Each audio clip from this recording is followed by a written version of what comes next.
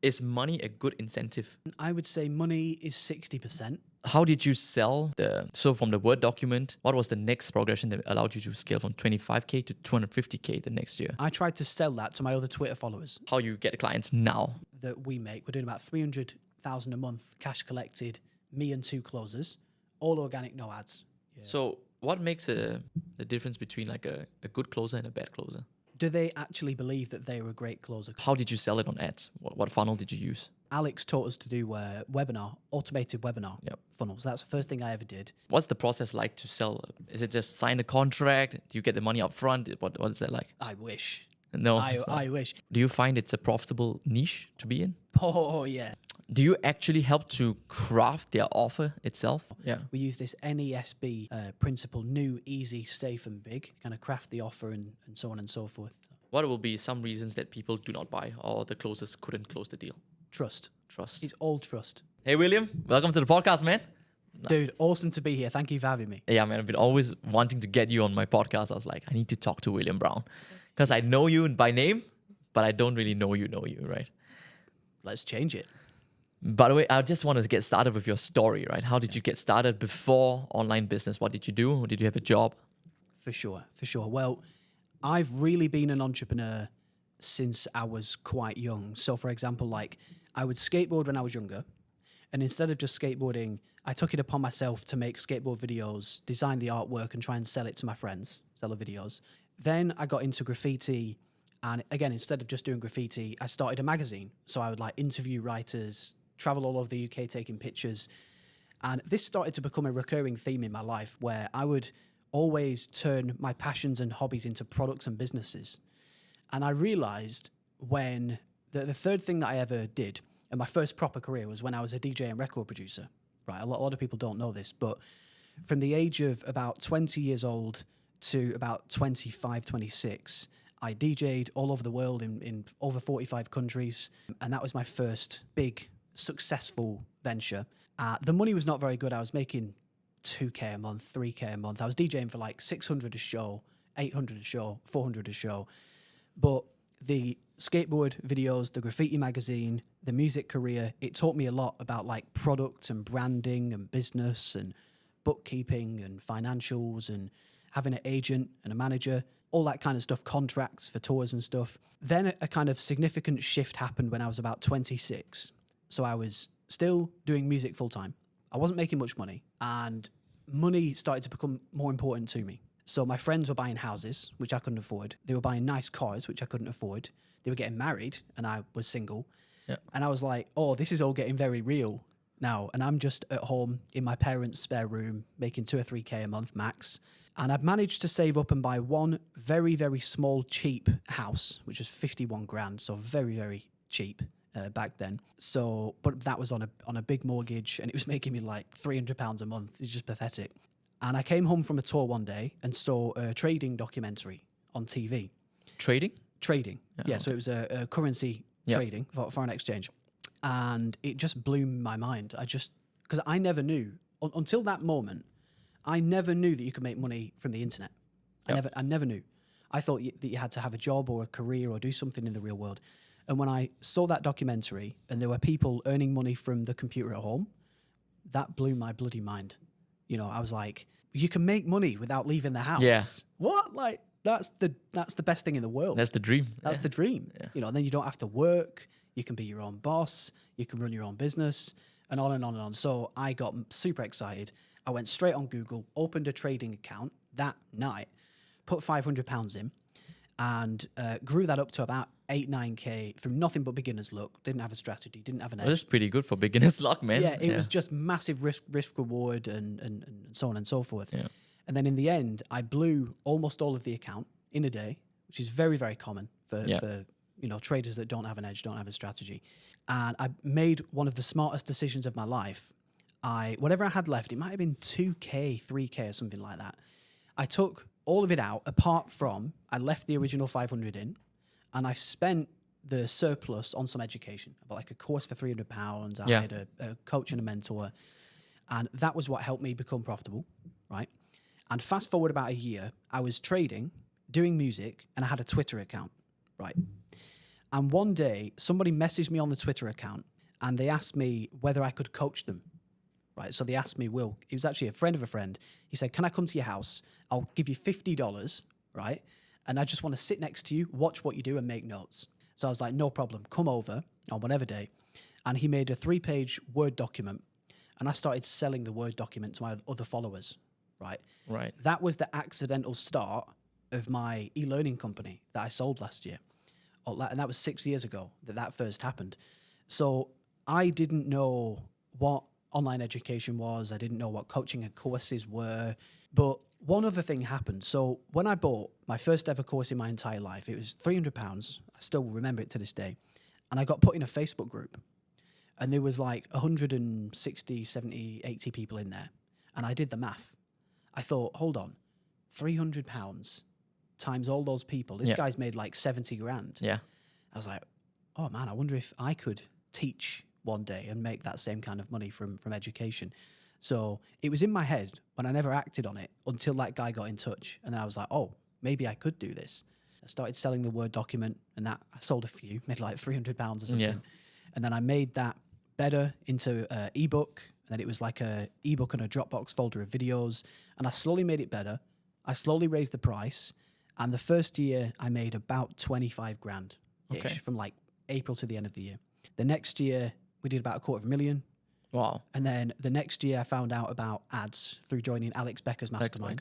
Yeah. And then we made about 1.2, 1.3 the third year, and then closer to 3 million the fourth year, and then on and on. And I just kept learning along the way, making the product better along the way, and just learning and progressing basically. And that takes us up to selling the company last year and kind of where we are today. Wow. So what did you teach in the company? In the trading education company. Yeah. Oh, so it was a trading education company. Trading education company. Ah, so you taught trading. Yeah. Oh my God. All this while I thought it was sales or something. No. So yeah, that whole last company Yeah. that I exited last year was a trading education company. Okay. And it all came about from, because again, back in whatever year, I think it was 2018, I was still doing music and DJing. I was trading to try and make more money to supplement the music income. And my goal was to invest in property. And then that guy reached out one day on my Twitter. I had like 300 followers. And I would just share my trades. So I would post my trades and talk about the markets and chat to other traders and stuff. And then that guy reached out and the rest is history. So I started teaching what I was doing, what I was learning, how I was trading, and on and on. Ah, okay. So how did you sell so from the Word document, what was the next progression that allowed you to scale from 25K to 250K the next year? Yeah, good question. So that guy reached out, he came over, he made a Word document that he took away with him.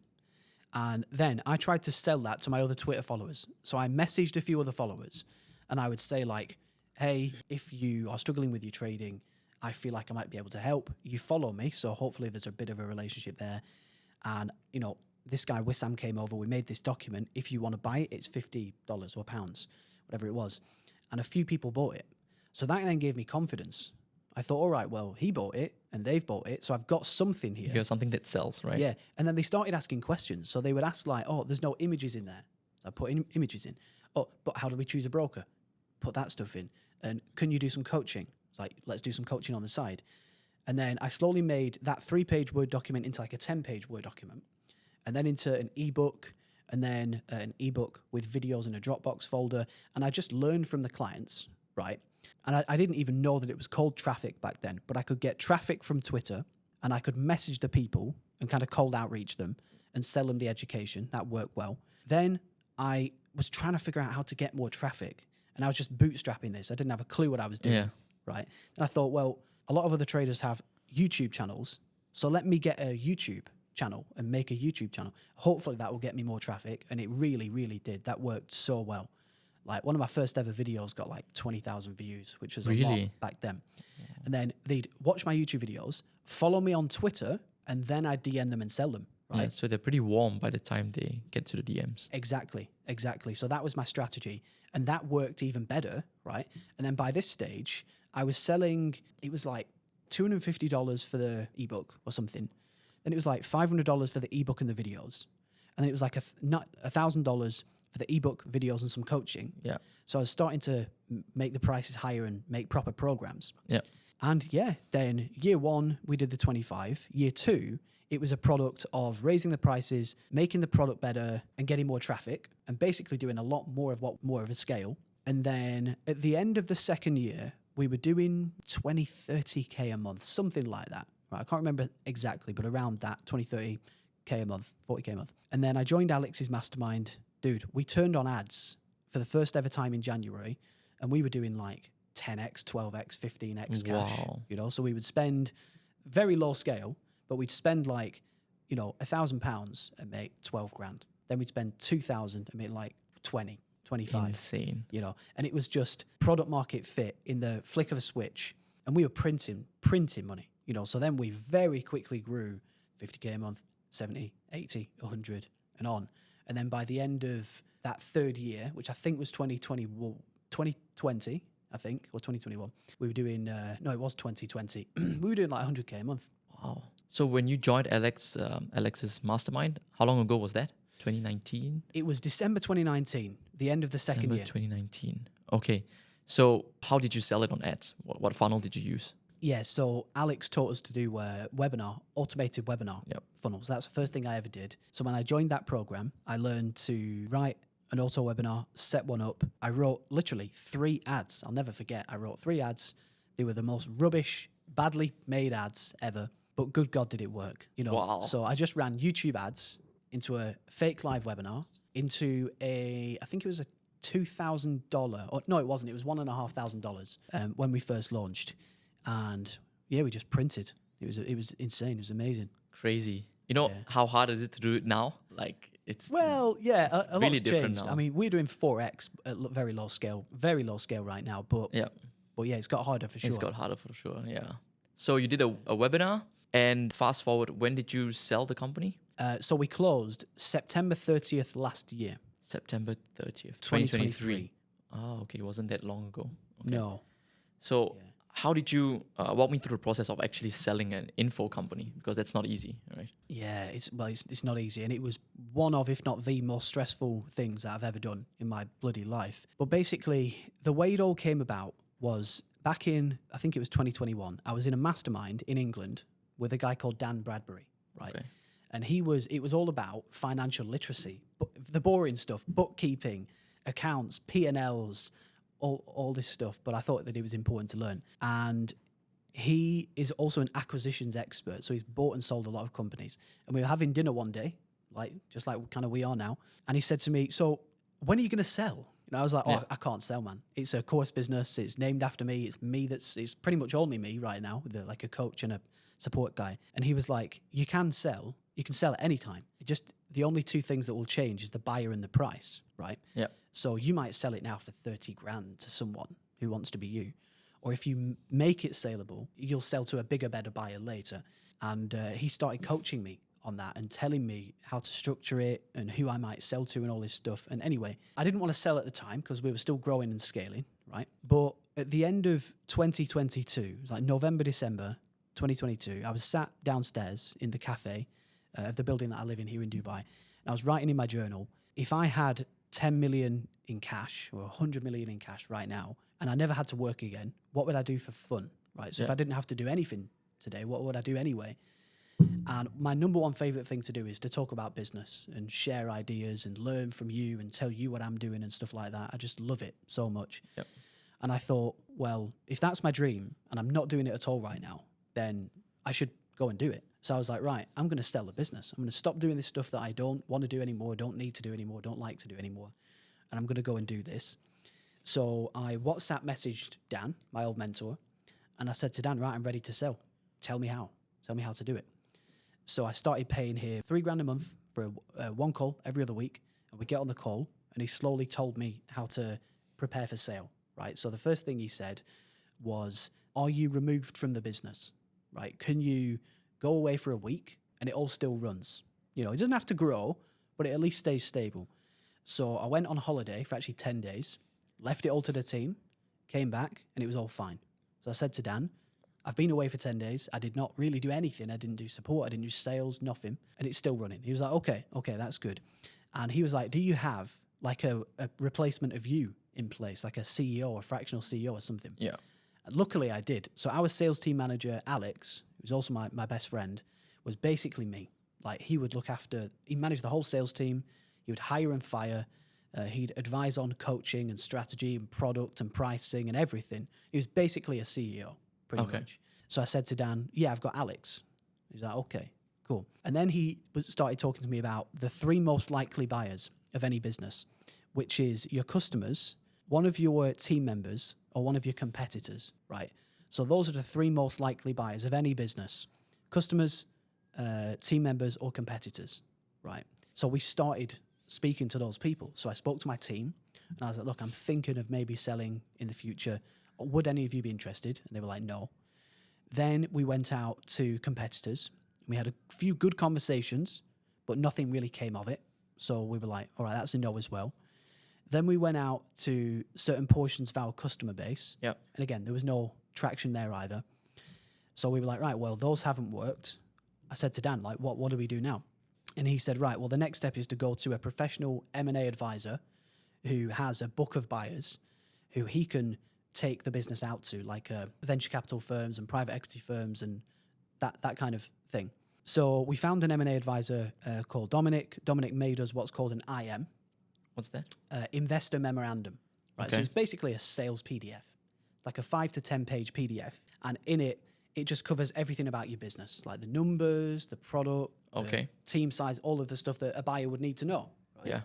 And then when we had the IM, Dominic then took that out to his book of buyers, and we had 2 interested parties. So one was a VC firm from America, one was a private equity firm from America. The first sale, it wasn't really a sale, the first negotiation with the VC firm didn't go very far. They decided to buy a different trading education company, basically. So that was about 2 months wasted. Then we went to the private equity firm, and they ended up buying us in the end. So it took, I think it was 7 months, April, May, June, July, August. No, it's 6 months. And then we finally exited to Highview in America. Okay, so it's a private equity company. Yeah. So they were not an info company at all. No. And private equity means that people invest in them, right? And then they handle the money and stuff like that. Yeah, so the firm that we sold to, there was 2 partners. One of them owns a hedge fund and was providing the capital. Yep. And the other one was doing the work, basically, and getting in the trenches, finding the companies, vetting the companies, doing DD, on and on. And he's now running the company and building it and getting it ready to sell again in the future. So. Okay. So they bought your company. So when you're selling your company, there's a lot of numbers, 3x revenue, 3x. Yeah. So all these numbers. So walk me through the numbers and how you actually decided on a number to sell. Oh, God, this is an embarrassing story, man. This is an embarrassing story. This shows how little I knew. So I remember on one of my first calls with Dan, Dan was like, so what do you think you want to sell for? And I was like, if I could just get 1 year's net profit, that'd be amazing. So whatever we were making at the time, maybe, let's say we were making 1.2 million a year net profit. I was like, if I can get that, then I've basically got a year back and I can go and do the next thing. And Dan was like, that's really stupid. That's way too low. It's way too low, yeah. Yeah, and he explained like multiples and risk factors and what the buyer might want and all this stuff. And we ended up going to market at 2.6. That's what we were asking for, and that's what we got. 2.6. Yeah, so it was a 2.6 EBITDA, 2.6 net profit, essentially. Okay, so it's like almost 3 million. Whatever it was. Yeah. Okay, but that doesn't seem that worth it to me, to be honest. It should be way more for a company that's doing 1.2 million in profit a year. Yeah. Well, dude, let's talk through this. Let's go deep on it.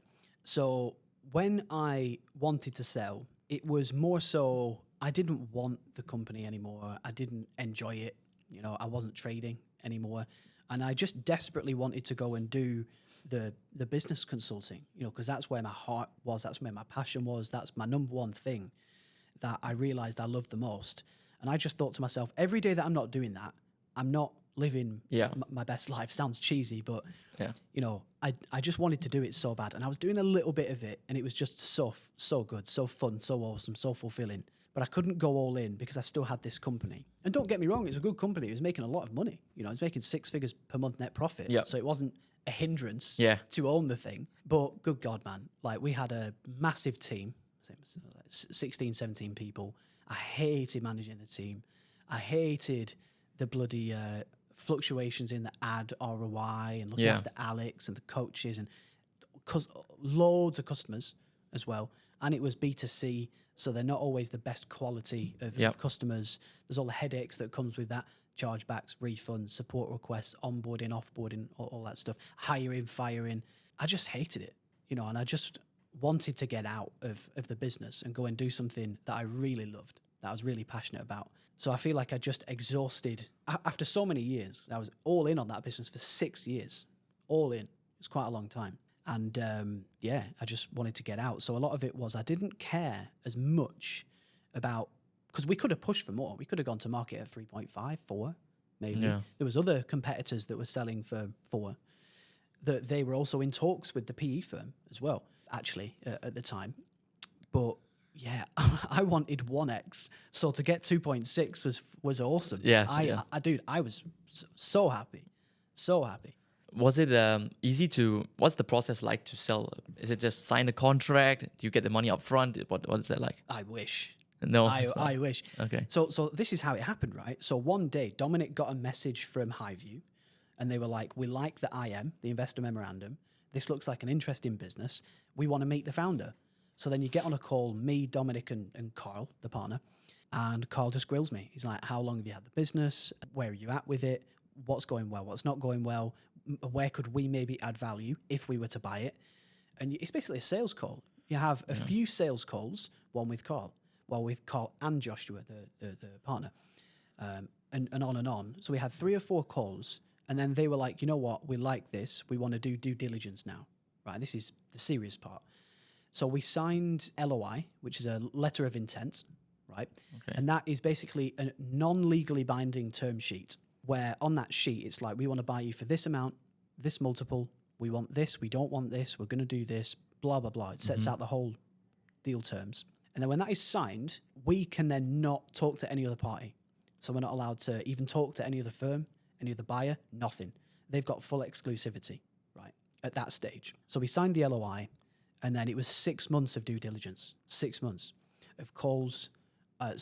Carl, they interviewed every single member of our team, all 16, 17 people. They interviewed customers.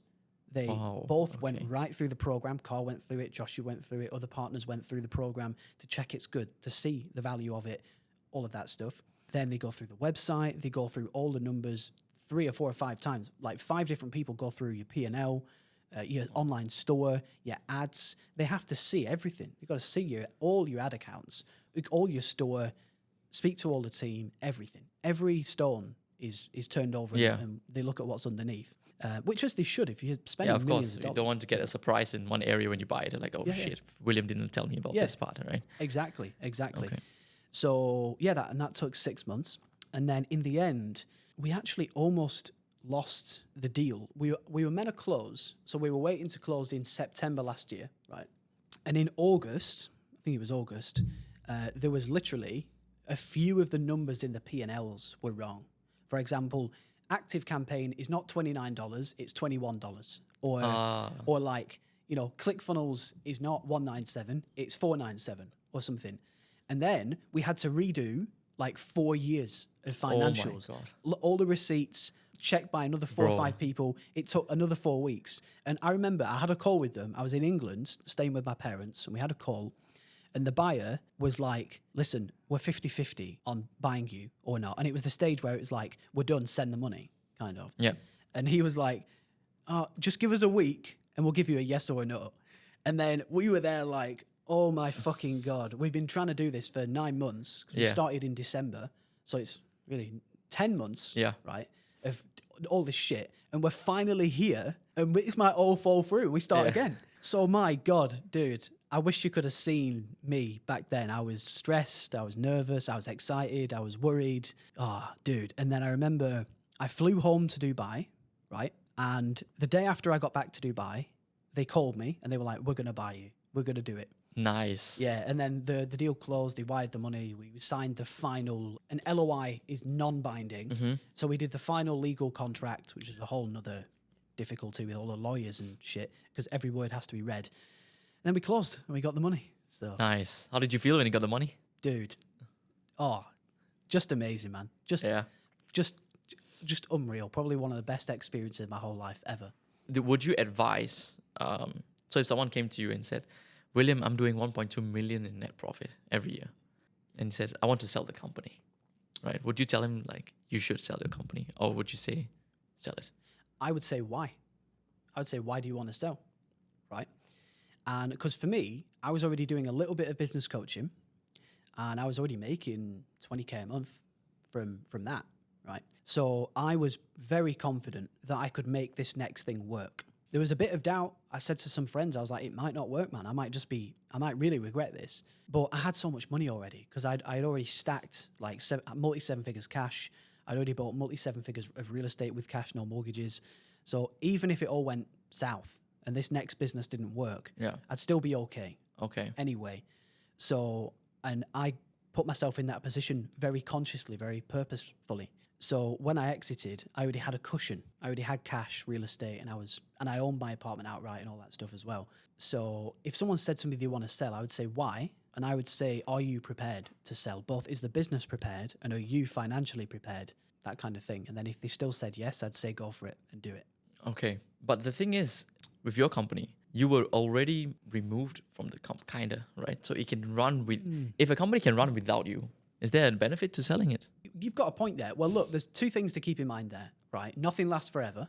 True. And here's one big thing that Especially I've learned. in the internet space. Yeah, and I've learned this in a lot of areas of life, not just business, but fitness and mindset and everything. You've constantly got to focus on it, right? And if you stop focusing on it, it will go down. Might not die straight away, but it will go down. Yeah. Right? Business is the same. Fitness is the same. Your mind is the same. Your friendships are the same. Relationships are the same. All of it. Now, I thought I could leave it over there and go and do this, but I thought it will almost certainly go down because the team will see I don't care. The manager will see I don't care. Our customers will see I don't care, and it will go down. So I thought I can either let it die down or I can sell it and get a big pot of cash and someone else can go and grow the thing. Because Carl, they love the company, man. They were like me in year one because I love the company in year 1 and 2 and 3 and 4, and then it's started to fade. Like we all love our businesses when we start them because it's so exciting. Exactly. And it's awesome. And this is why I love what I do now, because now I get to do it every day with clients you know, and help them build great businesses and grow them and sell them and that kind of thing. So yeah, you do have to be removed. You can still sell if you're not removed, but again, it will affect the buyer and the price though. Just be conscious of that. So those are the things to keep in mind. Okay, so let's say you are the one on the webinar, that's how you sell it, and you are the one on the ads. Can you still sell a company like that if you are the one that's doing all the sales materials? I did.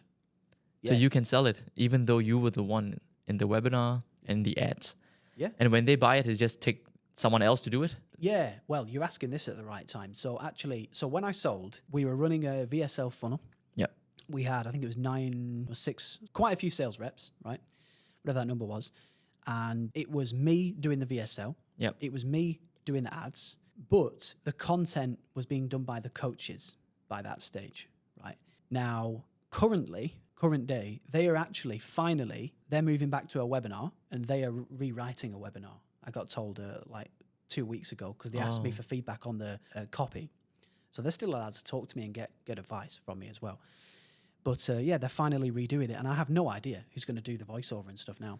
Okay, so it doesn't matter if you were the one on the VSL and stuff. Doesn't matter. Well, that's interesting, man. I really never thought an info company could sell. Like, I really never thought. Like, especially if it's attached to someone's name. Yeah. Right? Well, one of the things that gave them a lot of peace of mind was that we had never, ever had a non-profitable month from ads, right? Yeah, ever. That's important. And for years. So I think that gave them a lot of peace of mind. Confidence, yeah. Yeah, so they knew, I mean, good God, if you've never had a bloody losing month, one may come eventually, but it's a good track record, you know, and seeing that and checking that and really fully knowing that as a fact, I think that gave them a lot of peace of mind. Did they know about the info space, these people? No, not a clue. Were they surprised that, like, you could sell this information for this price? Yeah, they were. Right? Yeah, I bet they were. Yeah, because they owned companies like, I might get this wrong, but I think they owned like a clothing manufacturer, a food transport business. Yeah. So I think this was a whole new exciting world for them, you know. Yeah, I would think so as well. Like, they come in and say, well, people actually pay this amount of money for education and coaching. Yeah. Right? The overhead cost is minimal. when it Yeah. comes to info products, right? Yeah. Okay, so moving forward from there, what did you do after that? How did you get into? I always think of you as a sales guy. I don't know why. It's interesting. I think because Jono was telling me William Brown, he knows all the salespeople, and so what do you actually do now, like for your Yeah. business consulting? Yeah, for sure, man.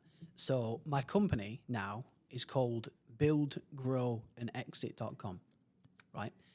And I help people to build online information businesses and coaching businesses. I either help them to build them from scratch, or if they have one, I help them to grow it. Or if they want to sell, I help them to exit. Build, grow, exit. So pretty fitting company name. Like, Yeah. surprise, surprise. And I'm really, I mean, if you had to give me a label, it would probably be the info product guy. Info product guy. You know, the guy that helps people sell courses and coaching at scale. That's what I do. So right now, like I was telling you earlier, I've got those 3 programs: 4K a month, cancel anytime group, 9K a month, cancel anytime one-to-one, and the 60K done for you. And the people that are in those programs are either brand new and building an info business from scratch, or they've got one and they're growing it, or they're preparing to exit. Okay, so what's the process like when someone comes in? Let's say they're new, right? They're like, Will, I want to make this product. How do you start, like, and where do you end? Yeah, for sure. So over the last 2 years, I've very slowly built a course, an online training program, and it covers everything that I've ever learned. So whenever anyone joins, whether they're new or not, I say go through the program first. So they watch through that course, and it's everything from the top down. It's like, you know, product market fit, offer, deliverables, price. Based on that, what funnel should you do? Based on the funnel, what team or not team you're going to need. All about the paid ad side for all ad platforms, hiring, ramping, knowing your numbers, tracking everything, iterating, just every single thing that you'd ever need to know about an info or a coaching business is in there. So they watch through that first, and that really helps them. Then we start the coaching. So if they're in the group program, they come on a group call. If they're in the one-to-one, they just book an hour with me, one-to-one. Yep. And then I get on with them and I answer the questions and tell them what to do and show them what to do and help them just get it all right. So it's like people that want to start, like, could be making money online, offers, fitness. Is there fitness guys? I don't know. What kind of offers do they create? God, I've worked with loads of people now. I've worked with fitness people. I've worked with traders. I've worked with mindset and manifestation people. That's a big one. That's a big one. Yeah. Yeah, I've worked with drop shippers and e-com guys. Yeah. I've worked with musicians, like I've worked with famous piano players. I've worked with a Netflix composer. God, I've worked with people that buy and sell cars and watches. Okay. A lot of real estate guys as well that are all about learn to source deals, learn to invest to grow wealth, all that kind of stuff. I'm working with a parental person who helps children sleep through the night right now to do coaching. So it's very wide. I've even worked with interior designers to make courses. You can make a course on anything. Yeah. Like I always tell people now, like the way to make money is by selling your information. Sell your information. Selling your knowledge, right? Yeah. So it could be literally about anything. That's why my book is called How to 10 Million, Sell Your Knowledge and Make Millions. Oh yeah, you have a book now. Yeah. Yeah. Let's talk about that a little bit later. Yeah. So okay, so if someone comes to you like music, okay, let's talk about music. Maybe let's go to music. What were they selling, and do you find it's a profitable niche to be in? Oh, yeah. Yeah. Oh, yeah. Well, when things are done right, it is. And this is a more important conversation because a lot of people come to me all the time and they say, I'm trying to sell courses on this. I'm trying to sell coaching on that. It's not working. Yeah. Well, it can work. It's just that copy is not good enough. Yeah, their offer is not shit. good enough. Yeah. Their price is wrong. I had a guy yesterday comes to me saying, Will, my 297 real estate investing course is not selling. Good God. So it's almost anything can work. It's just the offer, price, deliverables, marketing, sales, getting it all in alignment. And that's what I really help people with. Yep. You know, so people just come to me with an expertise, be an expert, have quality knowledge to sell, and I'll show you how to sell it, basically. Yeah, what I find is it's usually the offer. When people come to me and say like, oh, it doesn't sell. That's for me. Like they don't have an offer. Their messaging is not clear. Who they sell to, it's all over the place. And not having an irresistible offer, basically. But I really want to know more about like the music. Like just an example, because I want to go outside of like the non-traditional niches that everybody talks about, make money online, trading, drop shipping.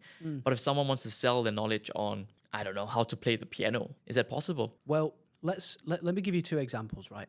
Now, I've known professional musicians in the past. Yeah. And they've gone about it in quite an interesting way. So they've started their own music school where they've got an in-person big office. Yeah. And they've given it a name. They've started it as a business. And people can go in and pay for classes with tutors to learn to make electronic music or record in the sound music studios. school. Music school. We all know what they are, right? So that's one way to sell your knowledge, right? Through a proper actual school. Or, on the other hand, more relevant to what we talk about, selling online. You know, so through a course, I worked with a very famous, I won't say his name, but a very famous guitarist from America. Him and his partner, we basically made a course and coaching. And then on Zoom, he would be in his music studio with a camera on his guitar and he'd show them things and answer the questions and stuff. Yeah. Just like any other online coaching program, really. Is he doing well? So there was a piano guy that was doing, I might get this wrong, but it was a good 1.5 million a month. Bro. Teaching piano. Very mass market though. Yeah, that's the thing, right? I also tell people who are outside like the traditional like online business niche, it's untapped. Yeah. And a lot of them don't know how to market. There you go. Right. That's the big thing. Yeah. So I was in the ClickFunnels event and I was with a lady beside me. So all the 2 Comma Club winners will be, have you been in the room before? I've never been there yet. Oh, you have not went on stage to collect the award? Ah, okay. So I went there just for the picture. So they put us in a room and I was talking to this lady. And then she was asking what I did. And then I asked her what she did. And she said, I teach people how to draw. Wow. And I was like, how much do you charge? I was like, $49 a month. And I was like, how much are you making? And she's like, about $400,000 a month recurring. Drawing. $49 a month, $400K recurring. I was like, bro. Wow. That's insane. So that really opened my eyes to like, there's so many other niches out there. Right? And artists, they don't know how to market. So she had an edge, right? So I found that really, really interesting. Yeah. Yeah, it's funny because I think you stay in your zone and we are in the make money online kind of zone, really. Maybe less so for me, but I mean, I help people to make money online by monetizing their knowledge. But yeah, I think you've made a very good point there that should be emphasized. If you're in one of these places and you're thinking, can I do it like drawing? A lot of people just won't have the balls to do that. Or they'll think, oh, you can't do that. But you can do that. You can do that. You can do that. Same for the piano guy. I couldn't believe it when he was doing those numbers. His ads were phenomenal though, but I couldn't believe the numbers. Yeah, insane. There was, to be honest, I've seen, now that I know that outside of my niche, right, there are a lot of other niches that I've seen people teach about photography, making a lot of money. I saw people teaching about singing, vocal coaches. I've also seen that there was a guy who he dominated the vocal coaching space online, makes like 700 to $1 million a month or something. And to be honest, his ads weren't that good, but he still cleaned up, right? Because he was one of the only ones running ads for teaching the vocal coaching. That's pretty interesting. Okay, so someone comes to you and they say, Will, I want to create this offer. I'm in the fitness niche. I want to help people lose weight. How do you build that out for them? Right. Fitness offer. They want to help people to lose weight. Well, I had a client like this. He was called Dr. Michael Diamonds, and he was like a medical doctor. He came to me when he was doing about 20, 30K a month, so he was already working. But should I give you an example for someone that it's already working at low scale or someone brand new? You tell me, which one should I give you? Yeah, let's go brand new. Brand new, okay. Brand new. Yeah, so if someone came to me and they were brand new, I would say, right, let's plan out what we want to teach in the course or coaching program. Do we want to have a course? Do we want to do one-to-one coaching, group coaching? Do we want to have a community? Just think of all that first. And then we'd start making the version 1 of the product. And then we'd start gathering traffic. So if they don't have organic, I'd say, right, start a YouTube channel, start a Twitter, start an Instagram, whatever we decide is a good fit. And then if they want to run ads, we would start running ads and building the funnel, obviously, first. And just getting it all in alignment. And there's kind of 4 stages of one of these businesses, in my opinion. The first is traffic, then sales process, then conversion, and then value. So get traffic, put it in a VSL funnel, webinar funnel, message me funnel, whatever. Convert it into buyers and then give them value. Yeah. Right. So those are the 4 kind of pillars that are always in my head. And we just get them done. Just move through them all. All right. Okay. So let's say he wants to help someone lose weight and the coaching. I find that, do you actually help to craft their offer itself? Like exactly what they want to sell? Yeah. Put it into words, their headline, the angle they're supposed to use. Do you do that for them? Exactly. Okay. So that's all in the training program. Yeah. So there's a video on how would you craft a compelling offer? What's a unique mechanism? Why do you need to have one? How do you make it from not boring into something exciting and new? You know, Yeah. we use this NESB principle: new, easy, safe, and big, to kind of craft the offer and so on and so forth. Okay. How about pricing? Because that's a big one. I think pricing is a big one when it comes to profitability, right? Yeah, What do you recommend people? Low ticket, high ticket? What do you recommend? high ticket, man. High ticket. High ticket is by far the simplest and easiest. You know, I was giving an example of this in a YouTube video that I uploaded on Sunday. One of my mentors, Sam Ovens, once said to me, just sell high ticket. Keep it simple. Just sell high ticket. So you're right. A lot of people don't understand pricing. You know, I always think like, what is the customer going to get within 12 months? When you know that, you charge between 10, 15, 20% of that. So if you can make them 100 grand, you charge 10, 15, 18, 12, something around there. Yep. What then fits their budget and who they are as an avatar. And you kind of work back from that. And that helps you to decide on a relevant price. And then when you know that, that informs the funnel usually, because if it's high, it needs a sales call. If it's low, you can do a webinar or a message me funnel or even a document and no sales call, that kind of thing. So that's how I usually think about it. Yeah. Yeah. High ticket to you, what's the price point? Well, we are kind of doing two things at the moment because we're selling the book and bonuses for $12.95. Free plus shipping or no? Just So we're only selling the ebook through ads right now. ebook The of your ebook. 10M Yeah. book. Okay. Yeah. And we're doing about 3.5x cash, 4x cash selling that. So it's $12.95 with a 47 bump. And that's just a self-liquidating low ticket offer, just a break even. Oh yeah, I've seen your ads actually. Good. Yes, I've seen it. Yeah. Good. I've seen it. Yeah. That means they're working. Yeah. Which is awesome. Yeah. So so really that's low ticket. So Yep. I hate low ticket, but if it's a self-liquidating offer, it makes sense though. Then it's like you're getting free buyers. You're getting free buyers. Yeah. Yeah. And So, the people that would buy the book are already interested in business, right? In some sort. yeah. So it's kind of your ideal client. Yeah, in a way. exactly. And then the book fully warms them up. Fully. And, you know, it's just, there's so much value in there. Basically, the book is actually my training program, but in words without the video element. So it's nowhere near as good, but it is everything. I don't hold anything back. It's not a lead magnet. It's everything in there. And I think that's why it works so well.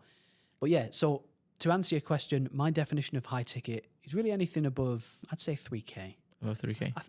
You could argue 2, but yeah, 2 to 3K is the low.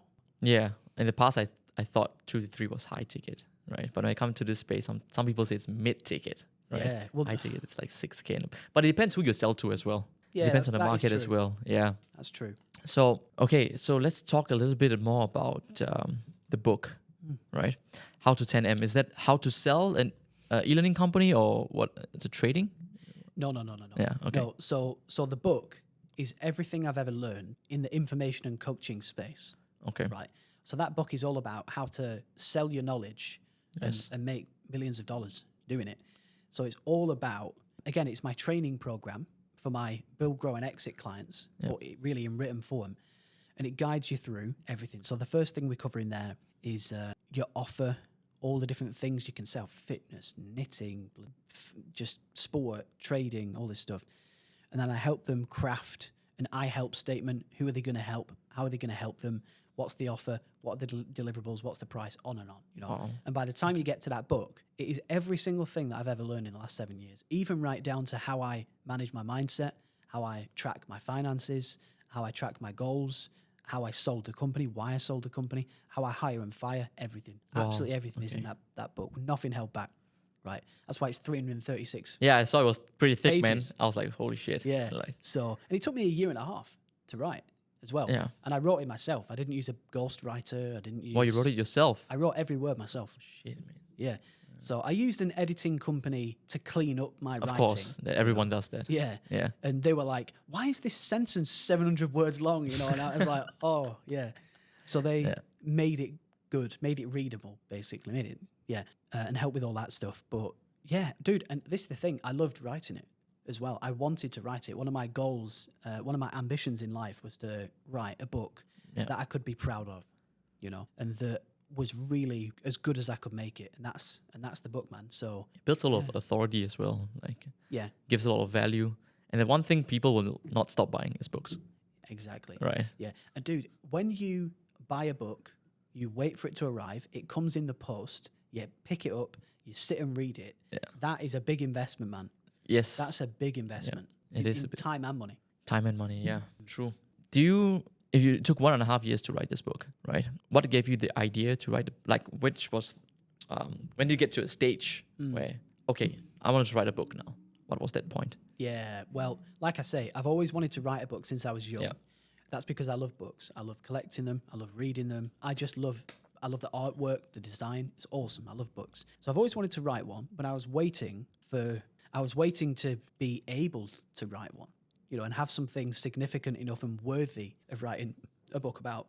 And that's why I waited until I'd made the money that I'd made, because we made $16.4 million from the last business in that 6 years. So I thought, right, well, that's a hell of a lot of money. So that's a tick in the box. I've exited for millions to a private equity firm. That's a tick in the box. I did it all from absolutely nothing.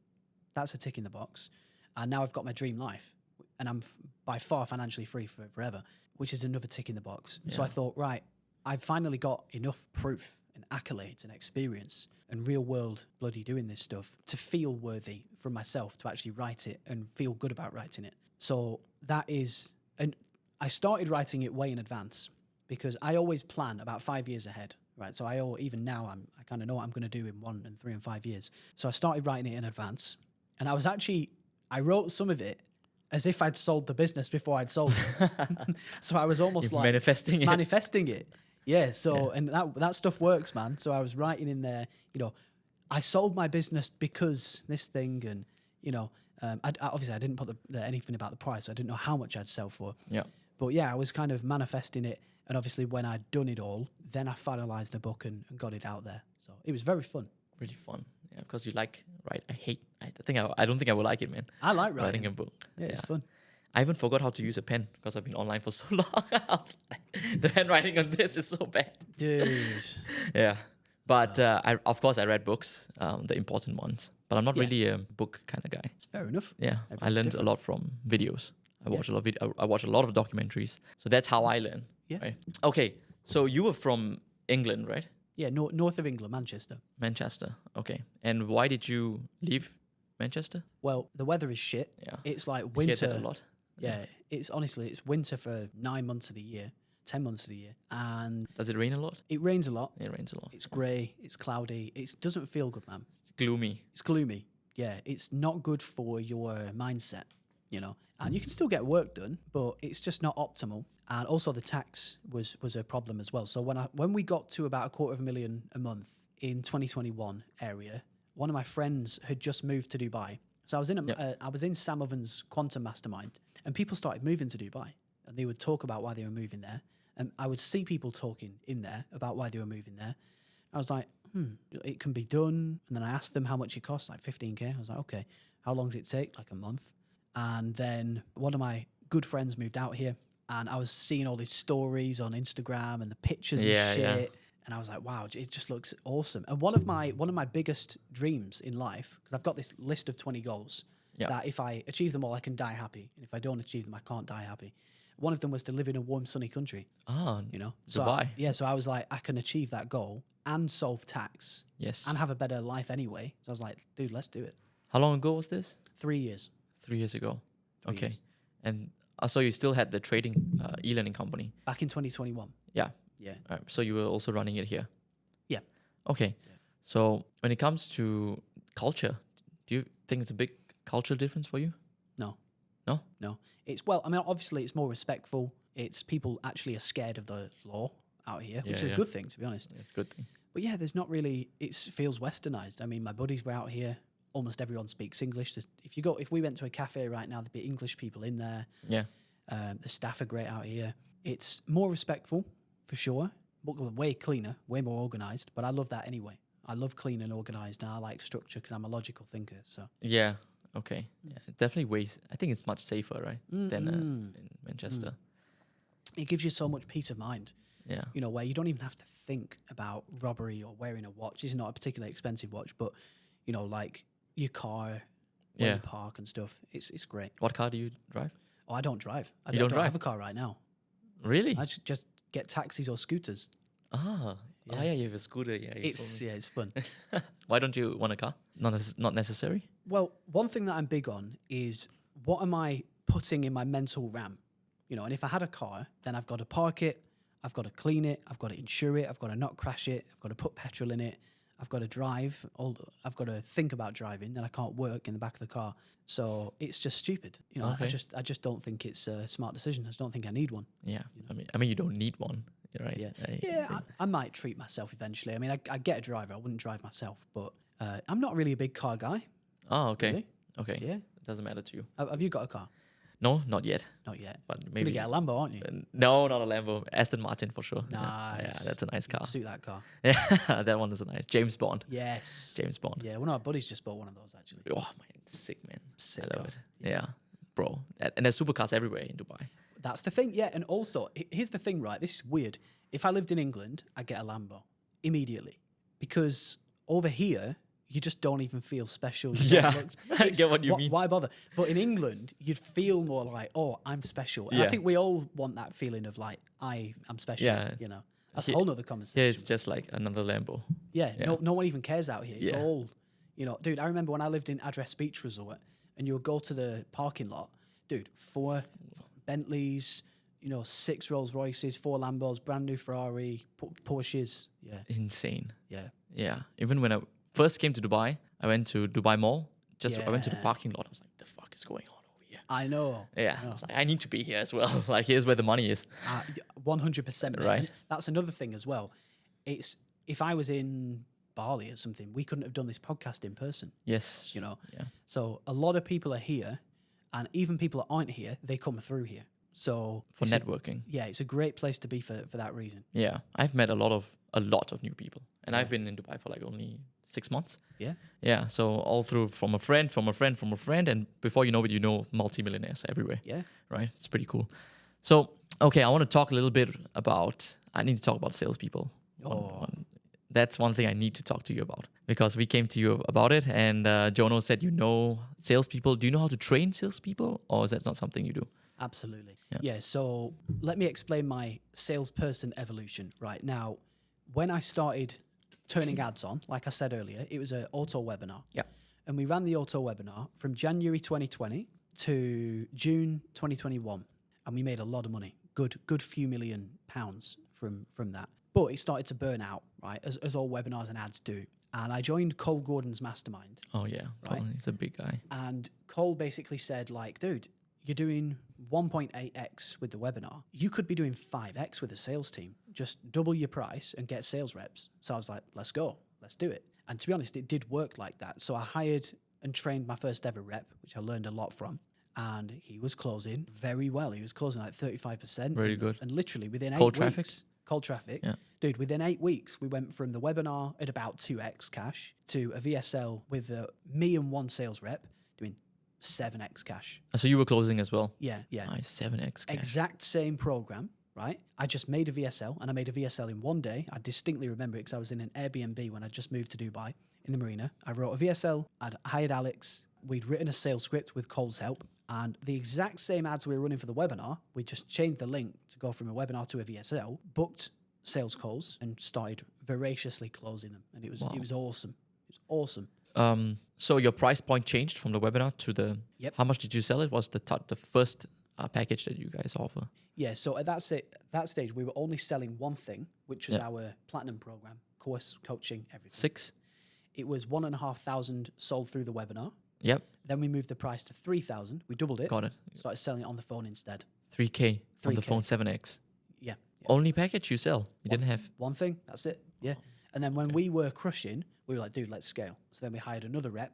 Mm-hmm. Big. We really stuffed up on that second hire, man. We tried to hire some girl with... This was our stupidity, by the way. It's all my fault. Yeah. But I hired a girl that didn't have much sales experience. And I thought, I can train her. I'm good. Alex is good. We've got a sick product and script. We can train her. We couldn't train her. This is one of the biggest things I've ever learned, right? Never hire someone with the intention of training them and making them good. Only hire good people, right? Hire good people and put them in a good culture, right? Make them love you, make them love the product, make them love the team, show them that clients are happy and getting results. And this is probably the number one biggest thing I've ever learned. Let's say you've got a great closer who's closing really well. It's never all skill, it's never all belief, it's 50-50, right? So if the belief is not there, and deep down they think, this is not the best product. Customers don't really get results. We're all just in this Yeah. for the money. They can still do all right as long as they're very skilled, Yeah. but they'll never be a superstar. And equally, you can have someone who loves you, loves the company, loves the customers, loves the product, and they're not that skilled. They're good, but they're not that skilled, and they can still do well. But man, if you can get both, you are going to murder. And Yeah. right now in my company, I've got 2 reps that have both, and they murder. It's the best thing in the world. Wow. Okay.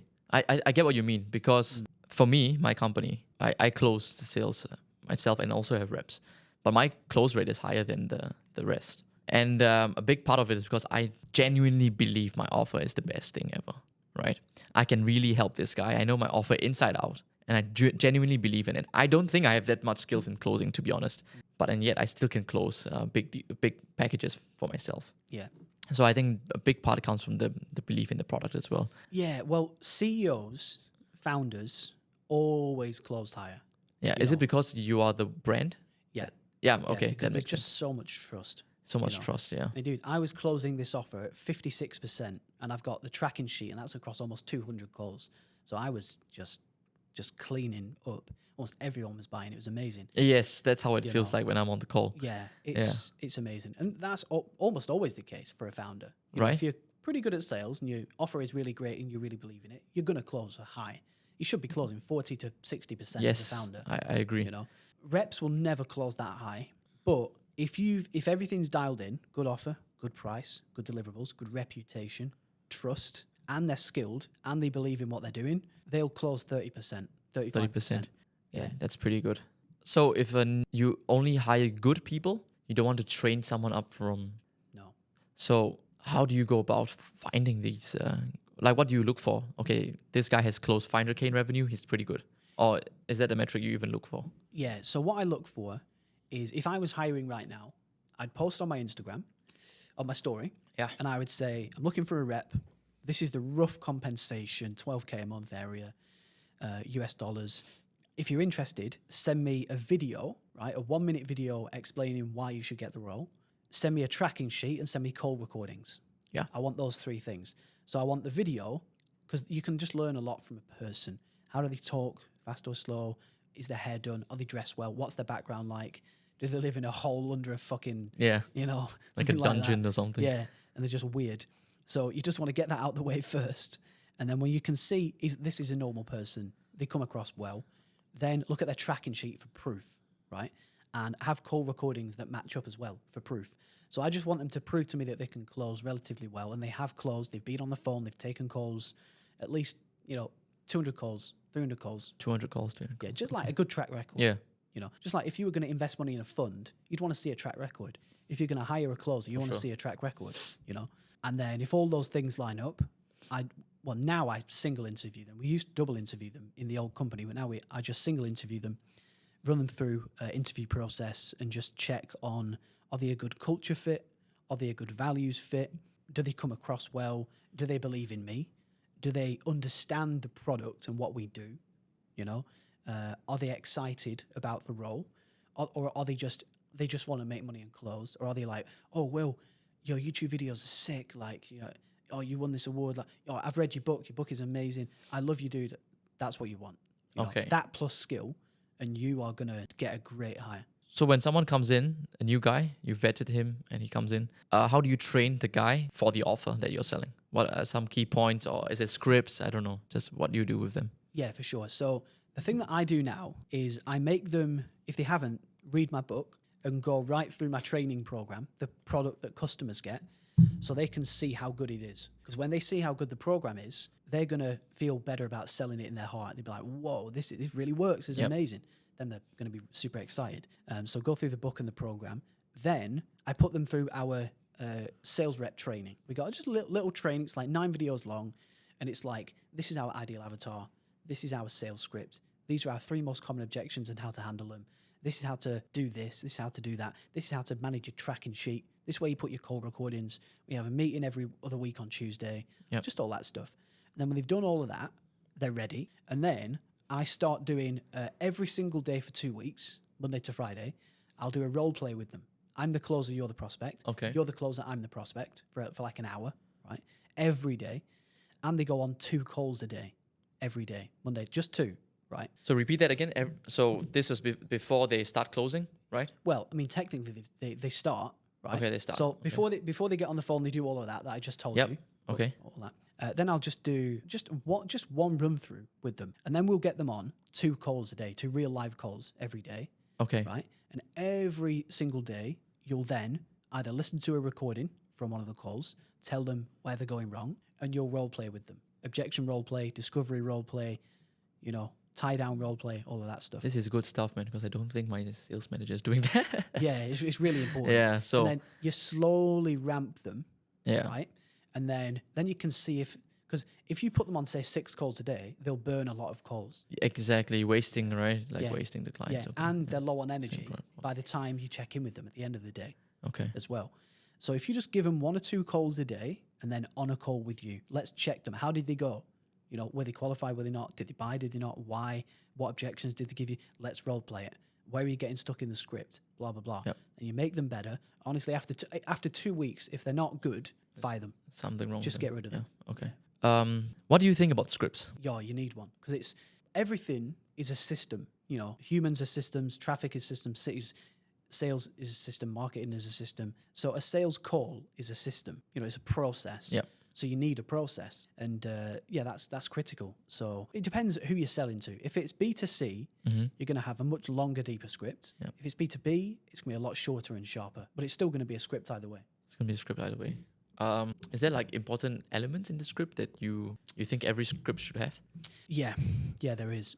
So our script, I'll see if I can remember this off the top of my head. So our B2B script is basically, what's your problem with this? So the first thing is obviously problem. Why are you here? Why'd you book the call? And then it is, what have you tried to fix this in the past, right? What do you feel like you need help with specifically? What's stopping you from doing this on your own, right? And then we start to remove objections. So why now? To remove the think about it objection. Qualify them financially to remove the I can't afford it objection. Are you sure that you've got the time to remove the time objection? Are you doing this alone or with a partner to remove the partner objection? And then what specifically do you want from us?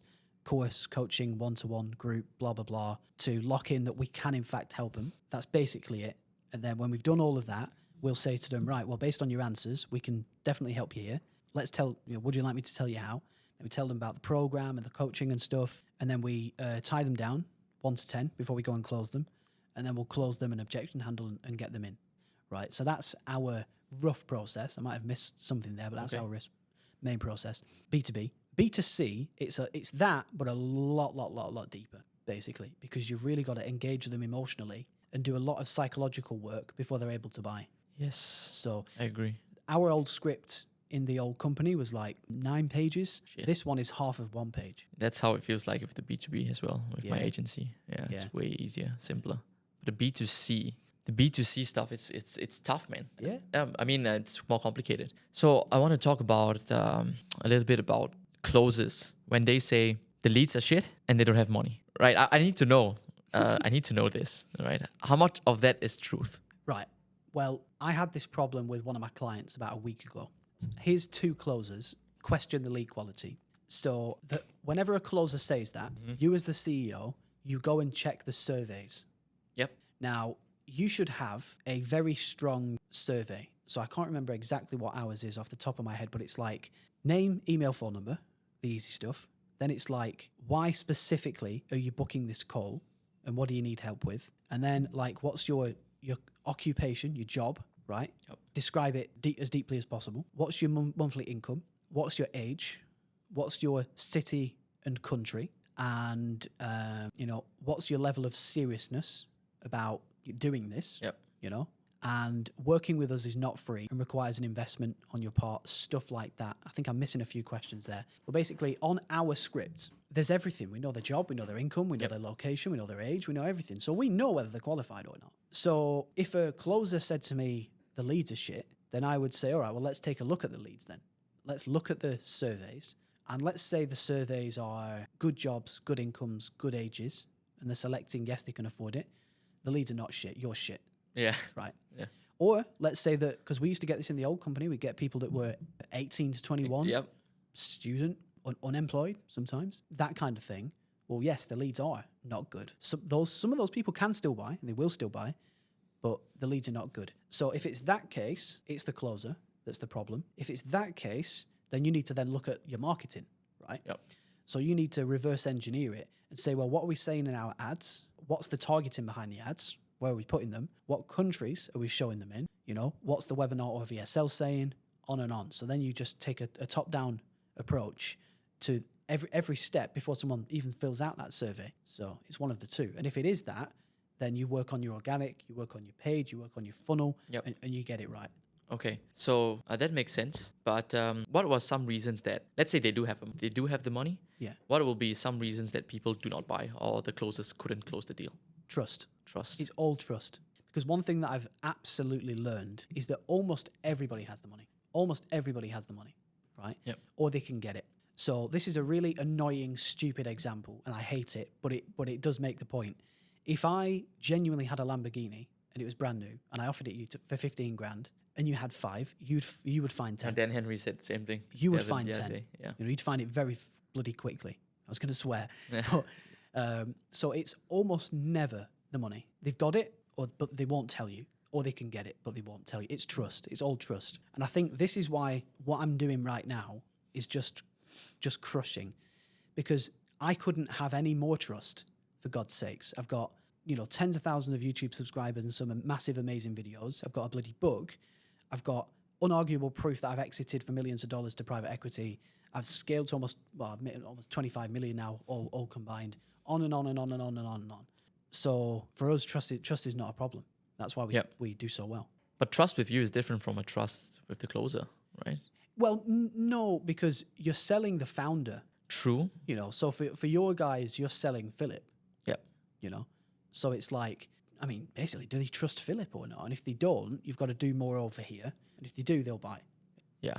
Okay. So how do you handle the money objection on a sales call? So, well, I kind of need context in order to answer that, really. But I mean, just no one says that on our calls. I mean, because if they didn't have the money, they wouldn't be on the call. They wouldn't be on the call unless they lied on the form. Unless they lied on the survey. Yeah. So I mean, I'll give you an example. Let's say back in the trading education company, if I was on a call and I got to the close and I said, right, it's X price. They say, oh, I'd love to buy, but I don't have that money. Then I would say to them, okay, no worries at all. Let's see if we can maybe solve this. When you say you don't have the money, is it more you physically do not have that money in your bank or on a card? It's impossible. Or do you mean you've got it, but, spending it might put you in a bad position? Which one of those two is it? So if they say, dude, I physically don't have that money, then I would say to them, okay, no worries. Well, I'm just going to glance at the survey that you filled out for a second. It says here you earn 2 to 5K a month. Is that correct? They're going to say no. Or it says here that, yes, you can invest up to 4 figures in yourself, or multi 4 figures or whatever. Say, oh yeah, I lied, just on the call. It's like, right, no problem. Well, on that case, we're not going to be able to help you, but I'll send you some free resources and best of luck. Get off the call. Or if they say, yeah, dude, you know what?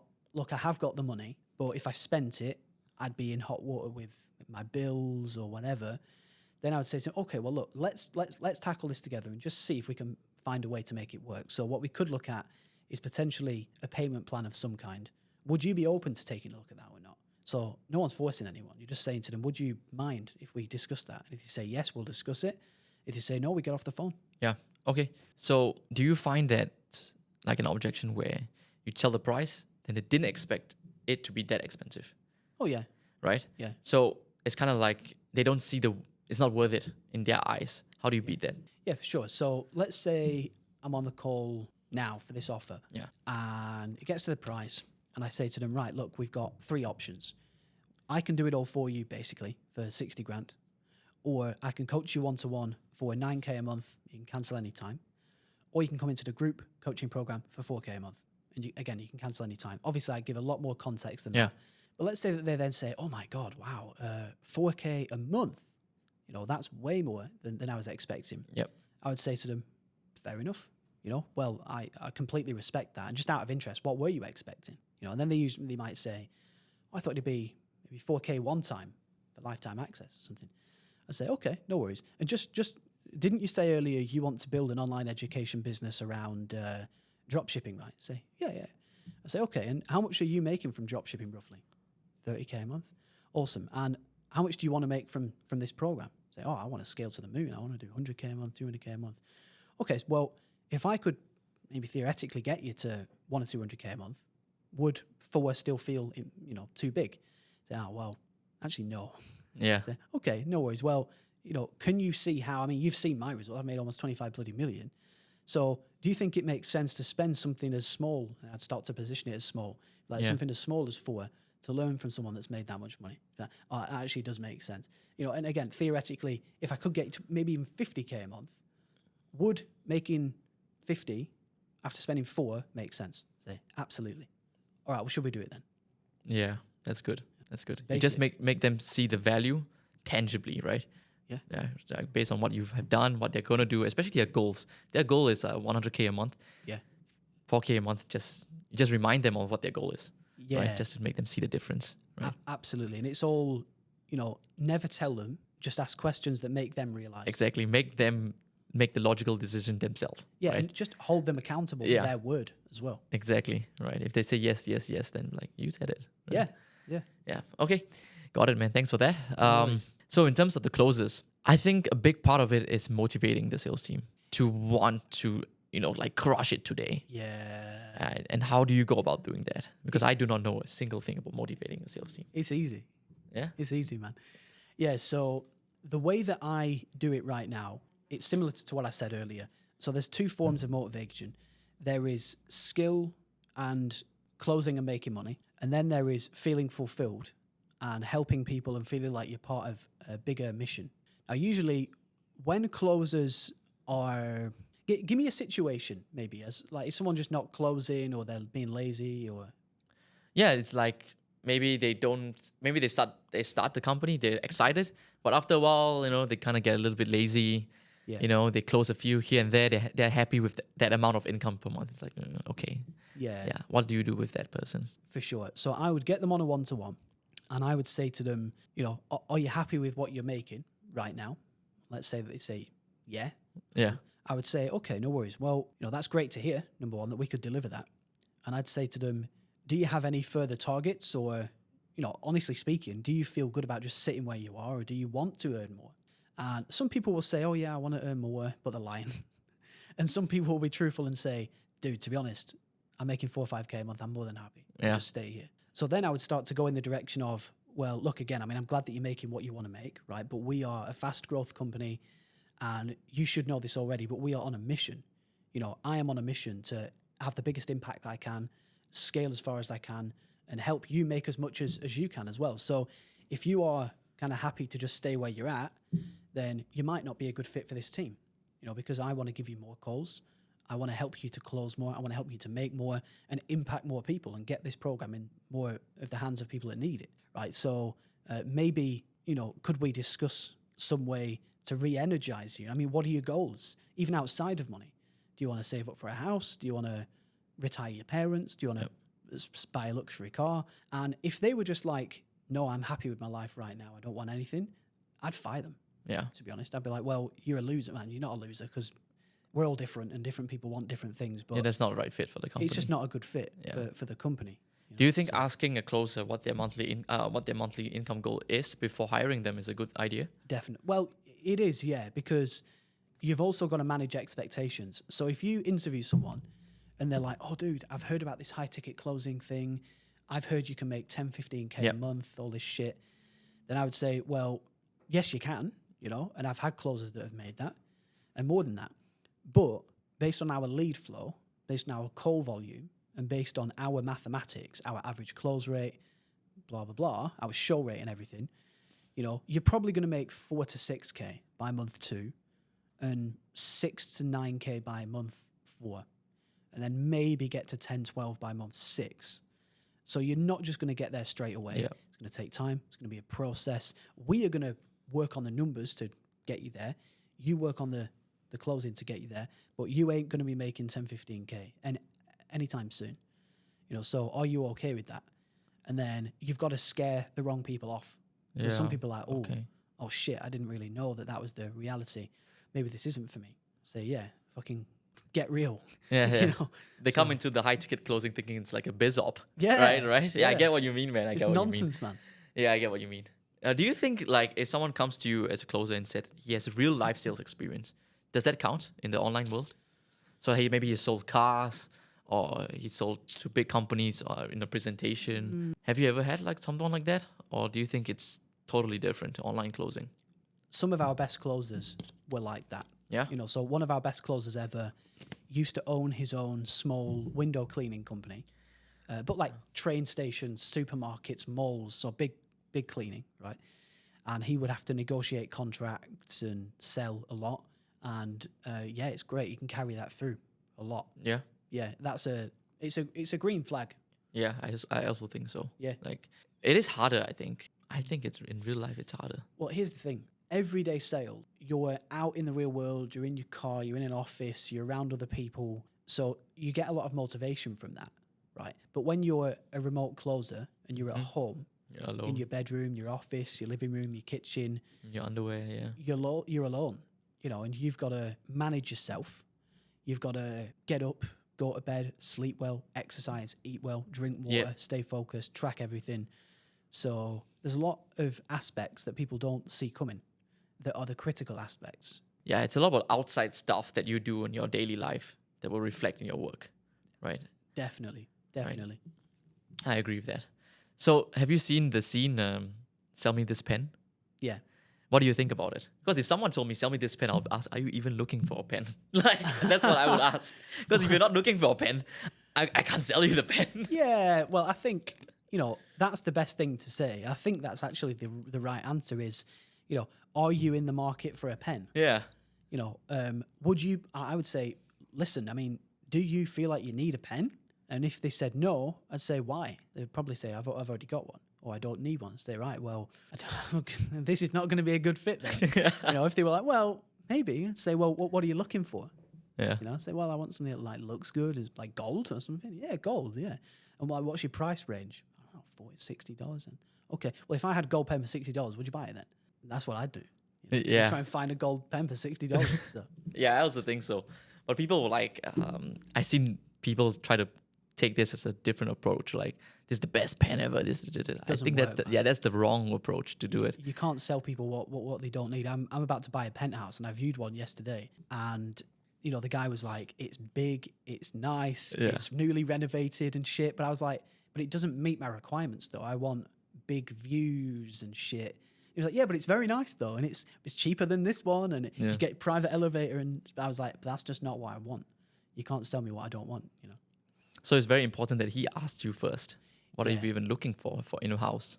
Exactly. I mean, he should have said to me, what do you want? And I would have said, right, well, I want a very nice lobby and somewhere where I can get in a taxi outside safely. And like, I've got private elevator, round big glass windows and stuff. And if he would have asked me that, then he never would have showed me that apartment. Yeah. It didn't have that apart from the elevator. Are you buying a new place or what? Yeah, I want to buy somewhere bigger. So I've got 2-bed, 3-bath right now, which is very, very, very nice. And it's expensive as hell as well. But I want to get a penthouse and 3, 4, 5 bedrooms so I can have like buddies stay like you and family stay and friends stay and stuff, team stay. And it's more of a forever home as well, because if I had a kid now, I couldn't really use my place. It'd be too small. So that's one of the next moves for me. It's one of the next goals. Like penthouse. Yeah. Yeah, that'll be sick. And we'll have a party when I get Yeah, as of well. course. I'll be there. I'll make sure to bring everyone. Yes. Awesome. Yeah. Okay. Just going back to the motivating salespeople a little bit, because is money a good incentive for salespeople? If you do well, you get this. I would say money is 60%. Loving what you do and feeling like you're part of a good team and you're on a mission and you like the founder, you like the other team members, you like and respect the customers, that's 40% in my experience.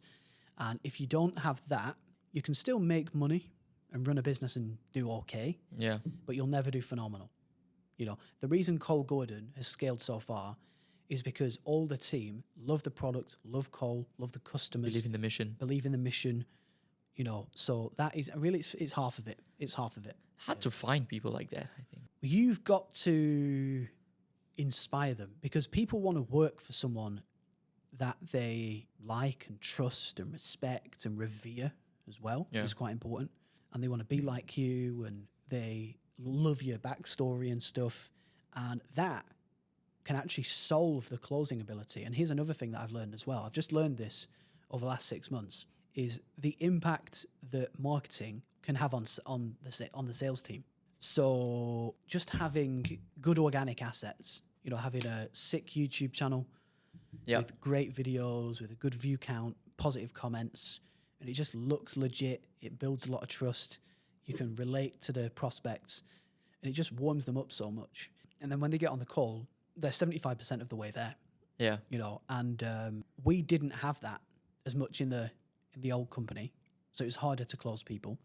And now we have it; it's a lot easier to close people. Okay. So I've seen it from all angles. Yeah. So what makes the difference between like a good closer and a bad closer? Self-belief. Do they actually believe that they were a great closer? Because great closers, you know, if you ask them, they'd be like, dude, I am a great closer. You know, I am very good at what I do. They truly believe that they can get on a call and close the call. Yep. Bad closers aren't sure. You know, if you said to them, how good are you? They'd say, well, I'm all right. Yeah. You know, I'm pretty good. I'm getting better. I'm learning. You know, but they don't have that killer instinct. Yeah. You know, so that's one factor. Another factor between a good and a bad closer is just experience and reps and training. Time can't be underestimated, man. You learn a lot with time, and you can't cheat it as well. Can't cheat time. And another is belief in the product, belief in the founder, and even things like review websites. So like if you have a Trustpilot, people review you on YouTube and shit, like if it's bad and the closers see it, not good, man. It's not good because it will seep into their head. Yeah. Am I working for a bad guy? Does this product really work? Do people really get results though? And it will fuck their life, and they'll just go down. Yeah, I can see that. I can see that happening. Yeah, it's bad. Very when bad. they don't believe in the product. Yeah, right? It plays psychological games with their head. So it's all those things like product, founder, skill, the team, the script, the numbers. Because another thing is, if your numbers are absolutely amazing, you can have a shit sales team. So for us, because our LTV is just massive, it's tens of thousands of dollars, we can have a shit sales team. Yeah, and still make a lot of money. And still make a lot of money. Yeah. But if you don't have a big LTV, your sales team has to be amazing to make up for it. Yeah. So that's another factor as well. Like, what's your cost per acquisition? What's your lifetime value? Then I like to do the maths. Whenever anyone comes to me with an existing business, I do all the maths, and I'm like, is this a profitable model or not? For sure. You know? It's important, right, to know the numbers. Yeah. Yeah, LTV is something recently that I've taken into consideration a lot, because I always look at it in the past month to month, right? New customer, how much it costs to acquire a new customer. But actually, it's not like that, right? If you look at 6 months, 12 months, how much did one customer spend in your business? Bro, you make a lot of money, man. Yeah, and if you can retain clients, it's a big thing, man. Yeah. I always thought it was new customers, right? Me too. Bro, it's not true at all. Yeah. Right? It's about increasing the lifetime value of the current customers, giving so much value that they stay, they refer you. It's life-changing for the business. Yeah, I didn't know that. I didn't know that as well. I didn't know that. I just thought that you sold one thing to one person and made money. Exactly. Yeah. You know, and then when I learned that, that's when I started doing recurring high ticket. Yep. You know, because I tested it and people would stay for ages, and I was like, wow, this is insane. And then I thought, this is it. This is the best thing. So I think recurring high ticket is the best model. Yeah. 4K, 9K a month. Well, if you're helping them get to 100K a month or even more, then it's worth it, right? It's true. To have you around. It's true. Have you ever gotten like business owners that are lazy? Oh, yeah. Yeah, you have. Oh, yeah, definitely, man. Like, some people think that working with me is like a magic pill. Yeah. And, you know, for example, we might build ads, we might build VSL. This is a very common thing that I see, actually. So it's pretty easy in almost all cases to build ads, build a VSL, build a calendar and survey, and book calls. It's, you know, in 9 out of 10 cases, no problem. Closing them is a big issue that I find a lot of new business owners have. They can't close. Yeah. And another thing sometimes is the first batch of ads won't work. And people are like, oh, well, the ads don't work, man. What's wrong? Yeah. I'm like, well, yeah, I don't know the future. Yeah. I can't, you know, I don't know. I know a lot, but I can't just magic up world-class, massively profitable ads, you know? Yeah. So sometimes it takes testing as well. You test and you learn what works, what doesn't. Right, let's try that now. And so it takes time. and sometimes people just expect me to be the god of money. Yeah. Just rain down cash. Yeah, it doesn't work that way, No. right? It doesn't work. You're just putting your experience and knowledge into them, Yeah. right? And then you tweak along the way. That's Exactly. what you're here for.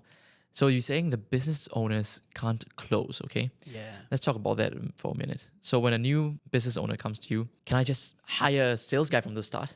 You shouldn't. I think they shouldn't as well. Yeah, Yeah. you shouldn't, because never hire for something that you don't know and understand. You've got to know and understand before you hire, or else you don't know what's right and wrong. You don't even know the metrics. Yeah, you don't even know You the don't- metrics, yeah. the script, the flow, You anything. don't know the objections. You don't know anything. You right? can't even objection handle. So how can you, Yeah. I mean, you could theoretically hire a world-class sales team manager and world-class closers and let them do it. You could do that. It wouldn't work more times out of 10 than it would, but it would work for some people. But the easiest, fastest way is just to do it yourself and just learn. You've just got to learn, like, why is a sales script written as it is? How do you handle objections? How do you even you learn about pacing and tonality and this thing and that thing and closing and everything. And you just learn and do it yourself. And then when you're good at it yourself, get off it. Hire someone to replace you. Yeah, there was a big thing that I learned when I first went to like closing my own sales. I had no sales training, nothing. So I just went in. And then I started talking to the client like a friend. So that was a very big prospect, Yeah. as a friend. And it's a big mistake. Because then we went all over the place, right? And then I read Jordan Belfort's book. And then he's talking about the straight line selling.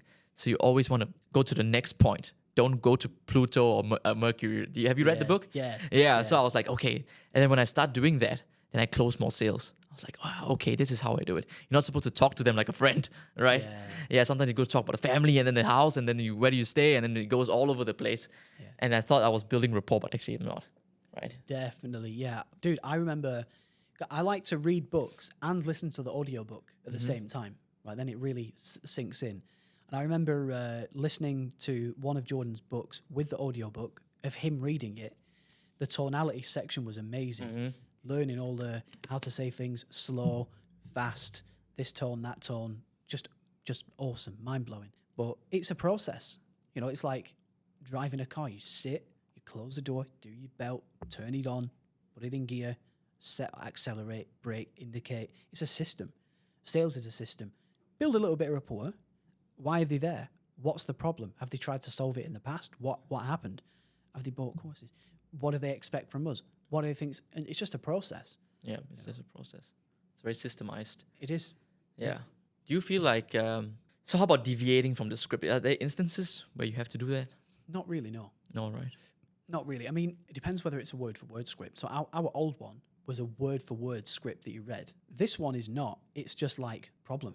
Ask them what the problem is. So what brought you to the call? What's the problem? Or you could say, so why are you here? I mean, what do you need help with? So there's a million ways to say it, but so I guess you could go off script, but it's just do the fundamentals. Yeah. So how I did it was just like I had pointers. So first I find out the problem, what motivates them, what the income goes. Like it's just moving forward in the line. I can ask it in any way I want, right? And but I always move forward and goes to the close. Are there some closing tips when you present the offer? Are there some tips or anything that you do? Closing tips. Or Well, yeah. So one thing that's really served me well is whenever anyone says anything to me, I always say, hey, no worries. Or like, dude, no problem. Completely get it. And just like neutralize it. And that calms them down. And it gives you a second to think where you're going to go next. And it's very fluid. And it just glues the conversation together really nicely. So if you listen to any of my calls, you'd always hear me say that. And also, I like to act like the authority, like I'm a doctor, but be very calm and friendly about it. Yeah. I'm always just very relaxed, very calm. I just guide them through the call, just nice and smooth and calm. And that's worked really, really, really well for me. And that in itself builds rapport as well, because you're not all heavy on them and shit. What do you think about sales guys that are like, hey, what do you do? Like, high energy. Yeah, I mean, I've seen those as well, right? Yeah. And I've seen them close as well. So everybody's got a different style. Right. I remember, my first ever hire, Alex. Now, dude, this guy, he's got no tonality. It's just, how are you? Yeah. Yeah. Got it. Yeah. No tone. He looks like a grumpy old man. He looks angry all the time. Yeah. He never smiles. Yeah. And when I first hired him, he had a lot of skill. But I was like, God, I don't think this guy's really going to close him. I think he will, but there's a lot wrong. And that guy, terrible tonality. yeah. Right? Super slow, Best clothes I've ever hired Really? in my life. I would think that it wouldn't work. And he's just so slow. He just sits there. He's like, so what do you think the problem is? It's not even that. It's just, so what do you think the problem is? Oh, well, I think this. Got it. That makes sense. So what have you tried in the past? Just so calm, no tone. It's awesome. And he murders. He cleans the floor. Wow. I don't even know how. To this day, I don't really know how he closes so well. Maybe people are scared of him. So I just want to talk about a little bit about how you get clients now. Yeah, like no worries. your YouTube channel. Why did you start it? And has it been slow? Has it been fast? Yeah. Well, my YouTube's grown immensely fast, right? And I think that's because I made videos that were just very different to others. So when I started making videos, I looked at what everybody was doing and I did the exact opposite. Everyone was doing editing. I didn't edit. Everyone was doing thumbnails. I didn't do a thumbnail. Everyone was doing 5, 10, 15 minutes. Yeah, you just talked. I did 30 minutes, 45 minutes. Did the complete opposite and blew up really fast because I think it just stood out and looked weird. But it was also valuable, I think, to people. So they probably clicked it and thought, what's this? But then liked it and stayed, kind of thing. So yeah, the YouTube channel, I mean, I started it out of fun because I love making videos anyway. Didn't really care whether it grew or not because I just wanted to do it for fun. But it's grown so fast. We've gone from 0 to almost 60,000 subscribers in 7 months or 6 months, which is cool. And right now, that's where all the traffic comes from. So all the money that we make, we're doing about 300,000 a month, cash collected, me and 2 closers, all organic, no ads, just from YouTube. Crazy. Yeah, and we've just turned ads on yesterday for the book. Yeah, for the book. But all your high ticket sales, your coaching, it's all come from YouTube. Yep. Amazing, man. Yeah. Instagram, nothing? No. Well, Instagram is where people talk to me. So sometimes they'll watch a video, then they'll message me on, this happened like 3 times yesterday. They were like, Will, I watched your video. I just wanted to ask one quick question and then tell me how to buy. Yeah, that's the power of YouTube. Long form. They just binge watch. They become your fan. They just have 1, 2 questions. Yep. They already want to work with you. Yeah. Right? That's the power of the YouTube. But like blowing up that fast, that's not normal. I know. That's not normal. I think it's because I made weird videos as well. So one of my first videos was unboxing the 10 million of wood. There ain't many of those videos on YouTube, so that was new. One of my other big videos was the one that I made a few hours after I got the wire from selling the business. And the title was like, I just sold my business to a private equity firm for millions. Again, there ain't many of those videos on YouTube. Nope. That might even be the only one. So that blew up for that reason. Another one, how to make 10K a month ASAP or something like that. It's got 500,000 views organically. It's amazing. YouTube just pushed out your video from the start. Yeah. Crazy, man. Mad. Yeah. Did you expect it? No. Yeah. Absolutely not. I would be like, what?